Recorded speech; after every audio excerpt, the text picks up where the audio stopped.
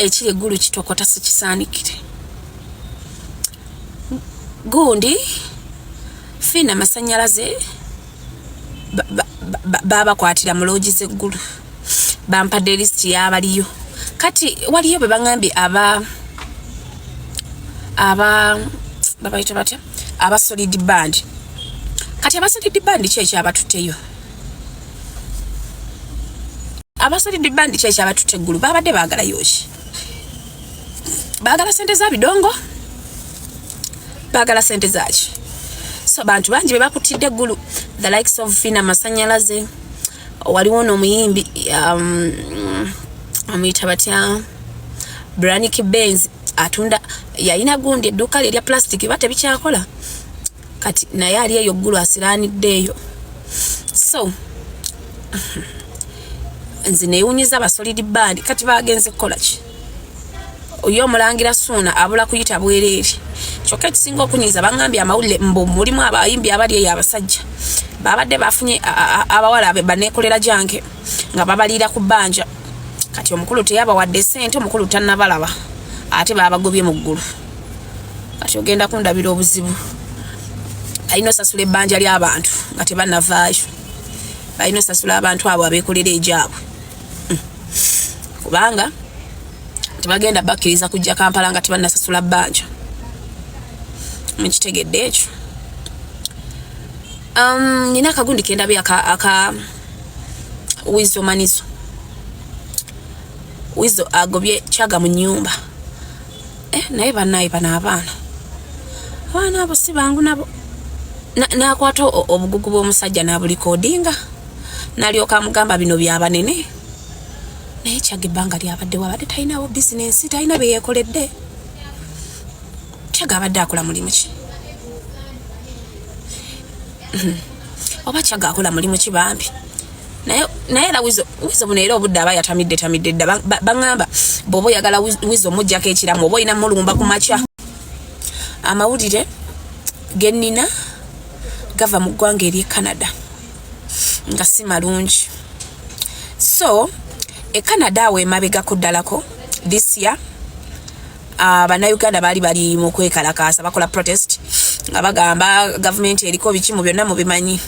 So ambassador wa Uganda Canada n'abiyingiramu ne bagamba ya violating eddembe ly'abantu ne bamudeportinga ne bamukomyawo ne bamugoba ne Canada. Bamugoba Canada, gavumenti yaffe mbu waliyo n'omuntu omu ali eyo Canada nga bateekayo omusango mu kooti baagala bajje National Unity Platform e Canada. Era buli muntu eyagendera ku asylum bw'ogenda olabako wano e Kampala nga babadeportinze. N'abo ababadde bakulira ekibiina eri mu diaspora e Canada nabo bagenda kola ki? Bagenda badeporting. Abalina passport mulimu abantu abamu kati nga Dodo yabadde akulira Nuupu ye tebagenda mu deporting because already alina passport ye bagenda kumusiba. Tituli awo. Mawulire bagampadde kuva straight away from Canada. Naye babadde tebagala gajje mu bantu. Reason mbu baagala kihandolingira eri munda.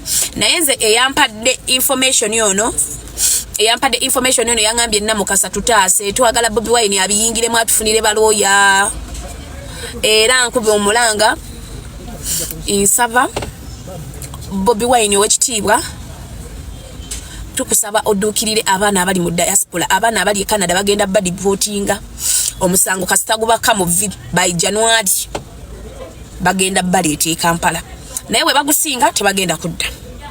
Gavumenti bwe gusinga abalopye kubanga bangambye mbu gavumenti ya wano bayina lawyer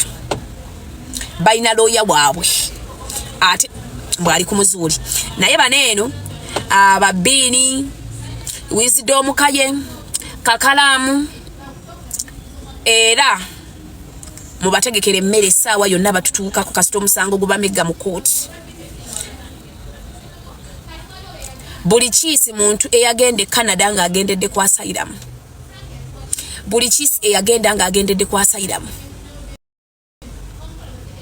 bagenda bwe babanga omusango government bwesinga omusango babakomyawo omusango already guli mu kooti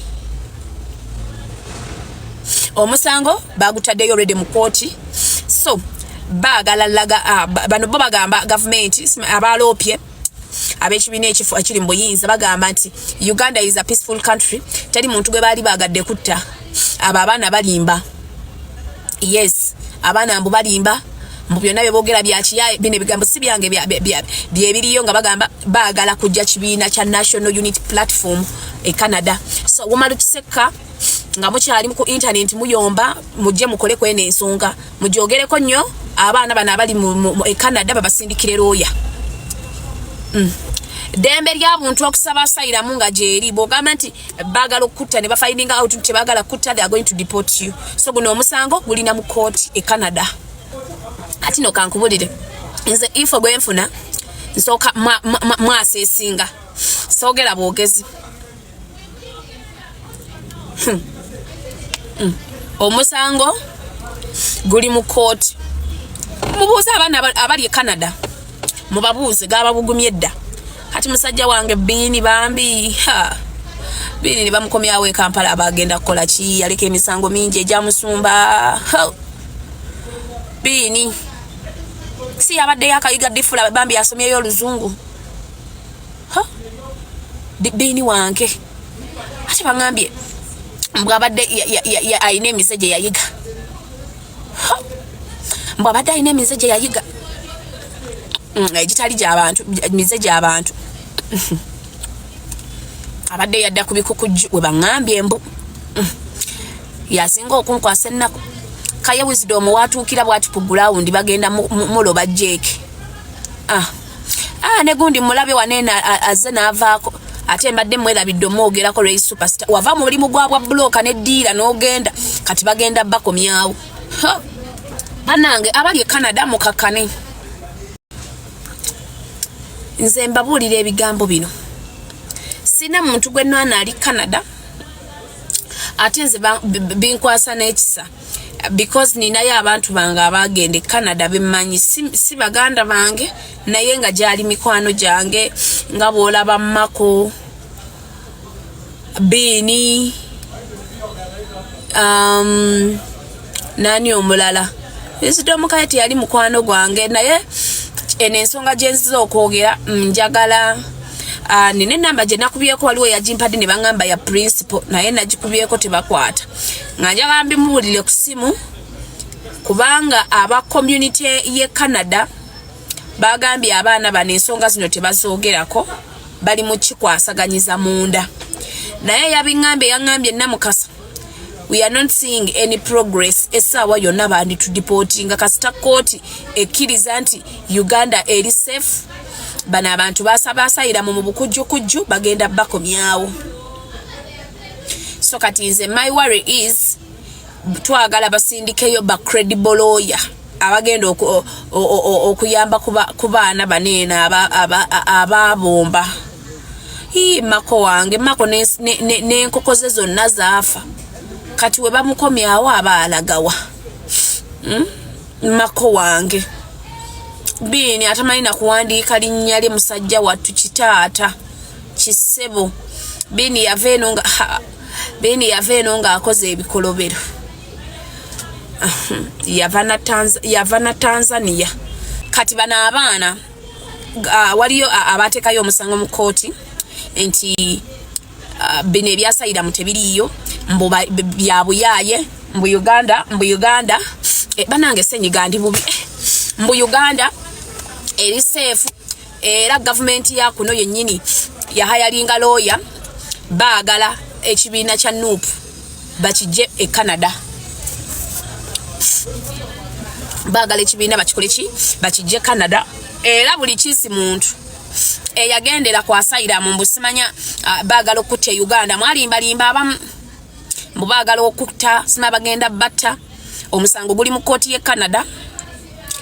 The moment the government ya kuno we proving anti bana abantu bonna abasayira mu Canada balimba bagenda kubakomyawo in case nga ba proving naye nze yangambye yaŋambye bana abantu lawyer wa government ya kuno ali gwe baba wadde Canada mukambwe mu naŋamba namukasa bayinza okutukomyawo the likes of Uncle Bini Kaye Wisdom badda saguba megabwe ne bagamba nti Uganda eri safe mwasaba sayira mu kubuyaye kibichi bagenda bakomyawo era wano wenkubidde omulanga abantu abavaayo nga mwogera nga mugamba muri banankyukakyuka muyambeeko abaana abali e Canada si birungi era ne principal nze nkubye ku namba gye bampadde nti kuba oli eyabimpa ali e Canada yaŋambye namukasa tuyambe tetulina feroya abasaba fenna asayira mu ye Canada tetulina lawyer wadde nangamba namukasa tuyambe principal mugambe era njagala okugamba owekitiibwa Kyagulanyi yamba ku baana abali e Canada bagenda bazza omusango government ya kuno bwe gusinga nti basaba asylum mu bukyamu ya political asylum musimanya bagala batta musango guli mu kooti bangambye bagenda tandika okuwulira January naye January awo mu makati government bwebe gusinze ya kuno buli kisi eyagendera kwa asylum ya Nuupu Kakalamu mukazi wa Kakalamu ajja kulya nga mukungu anti bawa akumawo